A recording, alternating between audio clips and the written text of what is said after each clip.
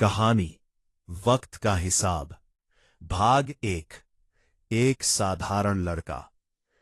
पंजाब के एक छोटे से गांव में एक लड़का रहता था, आरव। आरव बहुत साधारण था। उसके पास ना कोई खास प्रतिभा थी, ना ही कोई बड़ा सपना।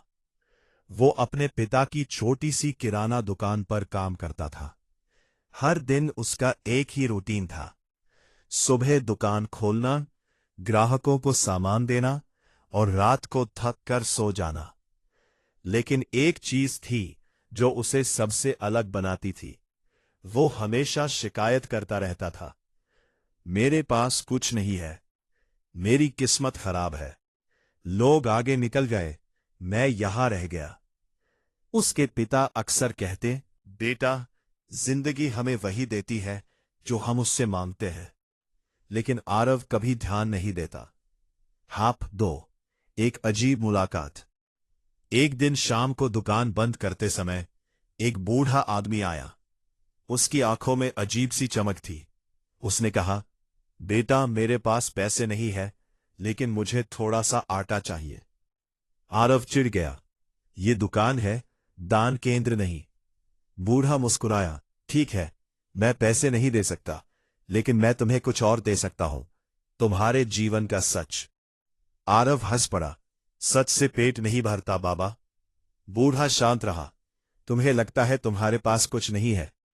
हाँ, आरव बोला। बूढ़ा बोला, अगर मैं तुम्हें 10 लाख दूं, क्या तुम अपनी आंखें मुझे दे दोगे? आरव चौंक गया, पागल हो क्या? ठीक है, 50 लाख में तुम्हारे हाथ? नहीं, 1 करोड़ में तुम्हारी टांगे? आरव गुस्से में बोला, ये कैसी बेवकूफी है? बूढ़ा मुस्कुराया और बोला, जिसके पास करोड़ों की संपत्ति है, वह खुद को गरीब कैसे कह सकता है? ये सुनकर आरव चुप हो गया। भाग 3 असली गरीबी। उस रात आरव सो नहीं पाया। वह सोचता रहा, क्या सच में मैं गरीब नहीं हूं? अगले दिन उसने लोगों को ध्यान से देखना शुरू किया। एक आदमी बिना हाथ के भी काम कर रहा था। एक महिला बिना पैरों के भी हंस रही थी। एक बुजुर्ग बिना किसी के सहारे जी रहा था। तभी उसे समझ आया, गरीबी पैसों की नहीं, सोच की होती है। उसी दिन के बाद आरव ने शिकायत करना बंद कर दिया। अब वो हर दिन खुद से पूछता, आज मैं क्या बेहतर कर सकता हूं? उसने दुकान में छोटे छोटे बदलाव शुरू किए।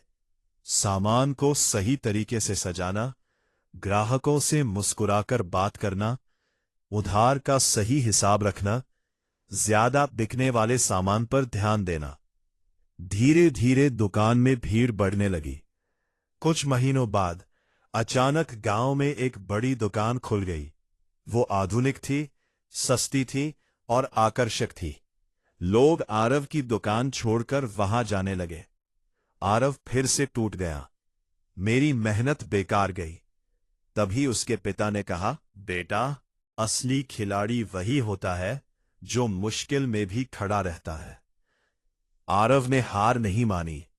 उसने सोचा, मैं वही करूंगा जो बड़ी दुकान नहीं कर सकती। उसने शुरू किया, घर तक सामान पहुंचाना, ग्राहकों को नाम से याद रखना, छोटे बच्चों को मुफ्त टॉफी देना, बुजुर्गों को उधार देना। धीरे धीरे लोग वापस आने लगे। क्यों? क्योंकि उसे समझ आ गया था, लोग सिर्फ सामान नहीं खरीदते, वे अनुभव खरीदते हैं। एक दिन वही बूढ़ा आदमी फिर आया। इस बार आरव ने उसे सम्मान से बैठाया और खाना दिया। बूढ़ा बोला, अब तुम समझ गए हो? आरव ने पूछा, आप कौन हैं? बूढ़ा मुस्कुराया, मैं वही हूं जिसे लोग समय कहते हैं। आरव हैरान रह गया। बूढ़ा बोला, तुम्हें सीखना बाकी है। जो मुझे पहचान लेता है, मैं उसे सफल बना देता हूं।